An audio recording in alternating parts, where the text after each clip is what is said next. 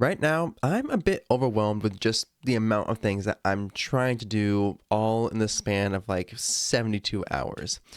I'm trying to get more schooling done. I'm trying to figure out car shopping. I'm trying to figure out work and career and training a new team member and making sure that I still have time to plan out quality time with my wife and plan out time with friends. And there's just a lot going on. However, that's just been a stark reminder for me that it's so important to start messy and not wait for the perfect moment, quote unquote, and just get the thing done. Because when you start messy, that's what's going to help you gain clarity. But it's not always that easy. So, keeping everything simple, let's talk about that.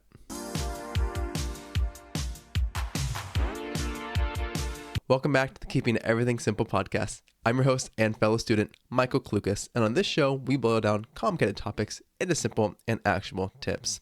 Now, first and foremost, I want to address the fact that when we're taking action, that's going to help us so much more than waiting for perfection because, as I mentioned in the past, perfection is impossible to achieve. It's never going to actually be quote-unquote perfect, at least not in like the true sense for whatever we're working on.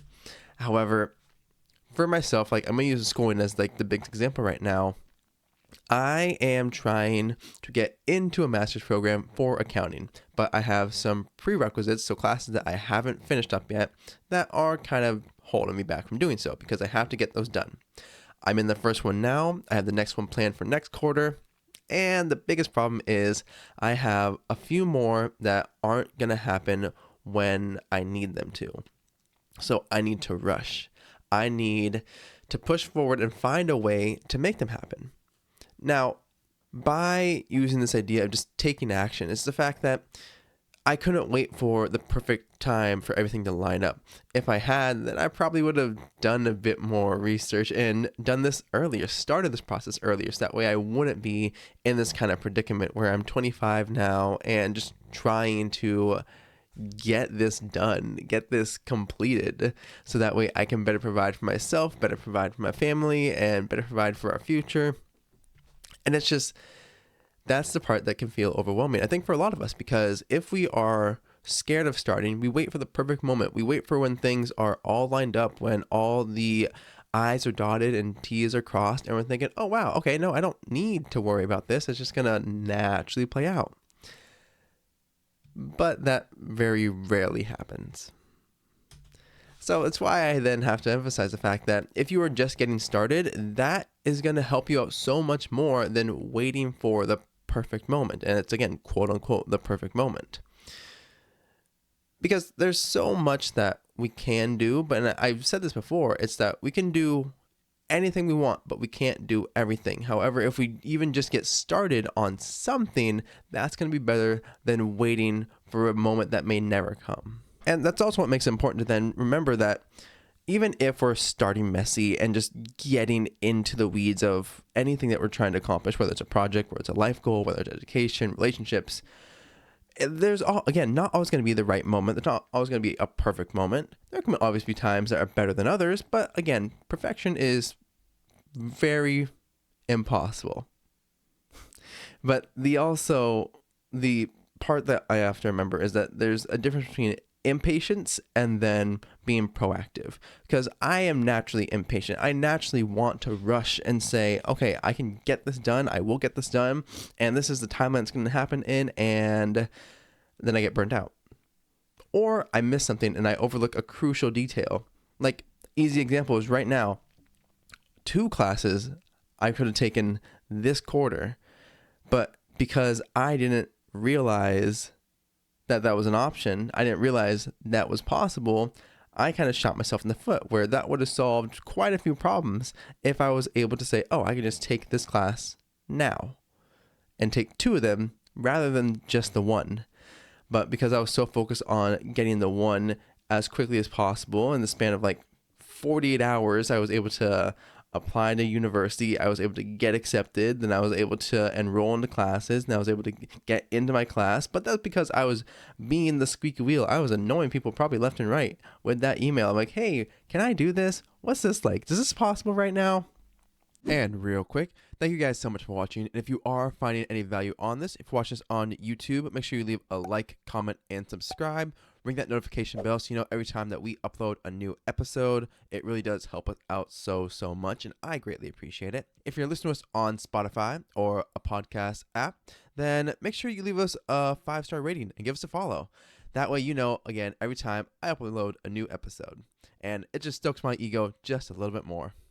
But with that, let's jump right back into the podcast. And that was me being impatient. But also it's because I had to start messy.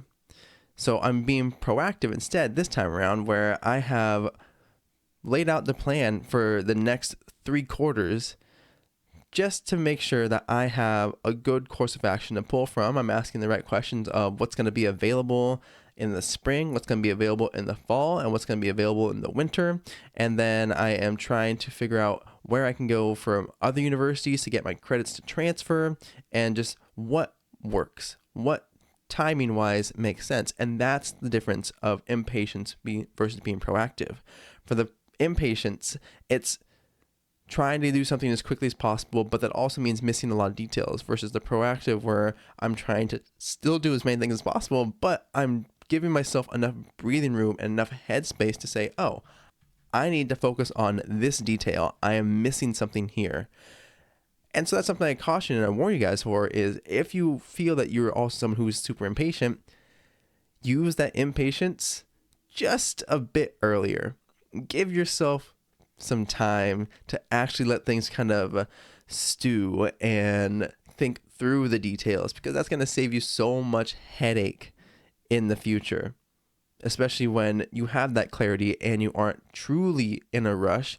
Then you're able to take time and work out the kinks in the plan and figure out what do you actually need and how are you actually going to get it.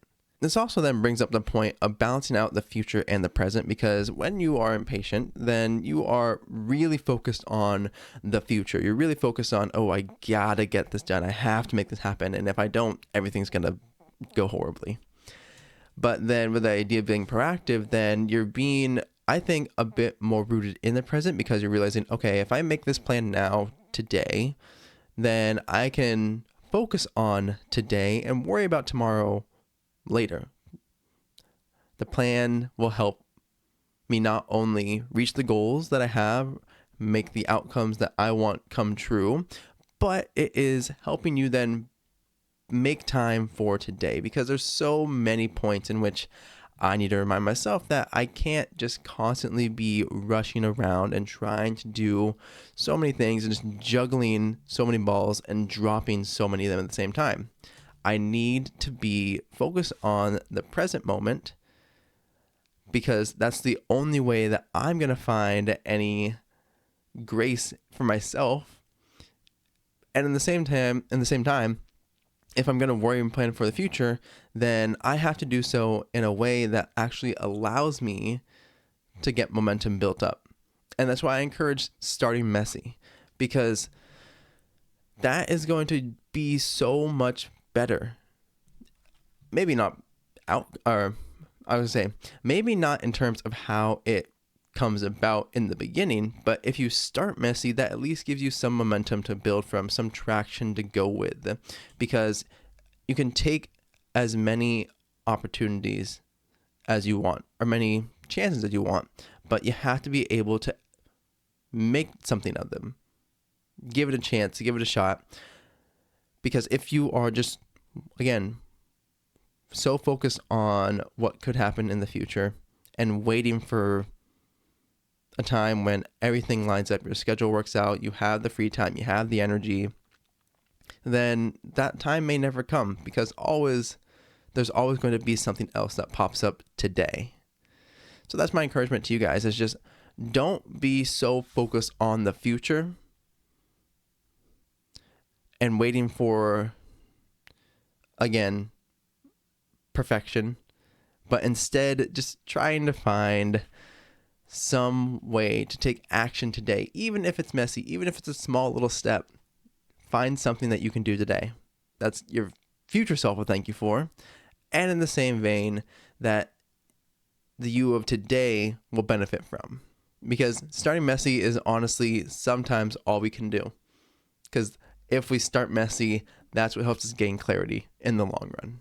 And with that, if you're watching us on YouTube, make sure you leave us a like and subscribe. Ring that notification bell so you know every time that I upload a new episode. If you're listening to us on Spotify or another podcast app of choice, make sure you leave us a 5-star rating and give us a follow. That helps me out so much, and it helps share the show with other people just like you.